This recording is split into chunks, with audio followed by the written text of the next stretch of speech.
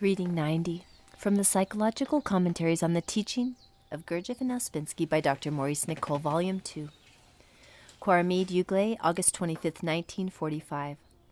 Knowledge and Acknowledgement of the Work. In order to come under fewer laws, we deliberately put ourselves under more laws. That is, under the work.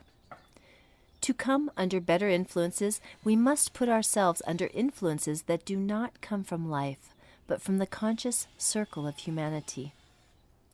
Let us suppose a man never works on himself.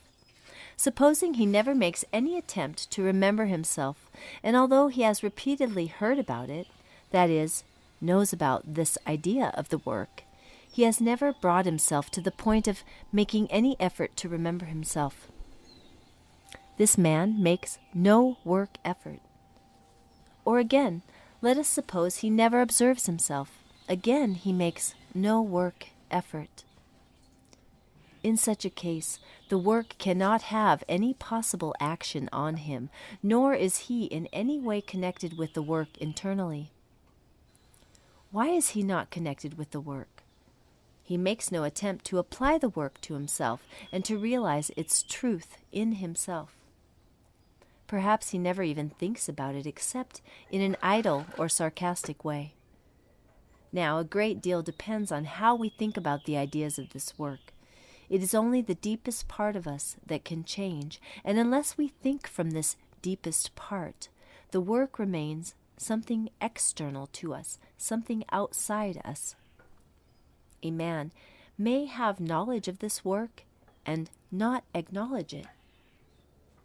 Or again, he may acknowledge it to himself. Certainly, this deeper acknowledgement must take time because there are so many layers of eyes in us that do not wish to work, or that make the work merely a matter of memory. That is, they remember the ideas formatorily, but do not feel them emotionally. For this reason, the work says that a man must value the ideas, and that means that he must feel them emotionally. You have often heard me speak of this before, but it cannot be spoken of enough. The work is not something that you hear about from time to time, but is something that must eventually be always with you, something that you eventually think about even more than your interests and problems in life. This takes time. As I said, it is the way in which we think of the ideas of the work that either makes or does not make deep connection with it. Of course, if we do not value it, it cannot affect our thinking or change it. The emotions, the affections, make connections. It is our most internal thinking which counts. How we think privately in our own solitariness, behind the facade. Because from here springs everything essential, and from here essence can grow, not from outer thought or life thought. It is possible to talk about the work quite well, and yet one does not acknowledge it deeply, that is, essentially.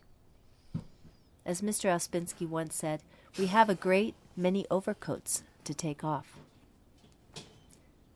When the work begins to enter a man more deeply, it sets up a continual conflict, not a violent, agitated conflict, but a quiet, almost wordless conflict. He finds that wherever he goes, whatever he does, he is aware of the work in him. He begins to see life in the light of the work. In this respect, he begins to become different from other people who are only immersed in the things of life. Sometimes he sees more clearly and sometimes more obscurely, but he is aware that something is going on in him, in his depths, which previously, before he met the work, did not exist. Of course, by this time he knows quite well that it is useless to try to persuade himself of the truth of this work. It is not a question of persuasion, but of acknowledgement. And acknowledgement comes by perceiving the truth of it through applying it to oneself. Each of the ideas of the work begins to expand into larger and larger meaning.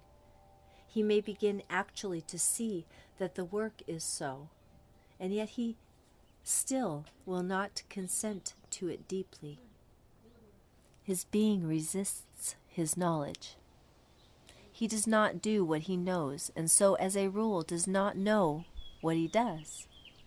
And yet all the time he is aware that there is something new in him that is always acting on him in a silent way, without persuasion, without compulsion. So he feels a constant heat, a pain. The work is now in him. Now it is necessary for a man in this state to work on himself and to meditate on, that is, pay attention to, one or another of the ideas of the work and see its ramifications. He begins to learn that it is necessary for him particularly to try to remember himself, for the act of self-remembering puts us in contact with influences that otherwise do not reach us. Thinking is not enough. Self-remembering is necessary, and it is not thinking. Again, he does not let himself get negative, because that spoils everything. And finally, he remembers that there are 3 lines of work, and that when he cannot work on one line, he can always work on another. I will add one thing that was said recently. You must begin to isolate yourself from life influences through non-identifying in order to make space in yourself to feel this work. If you have no room in yourself for this work, how can it possibly influence you?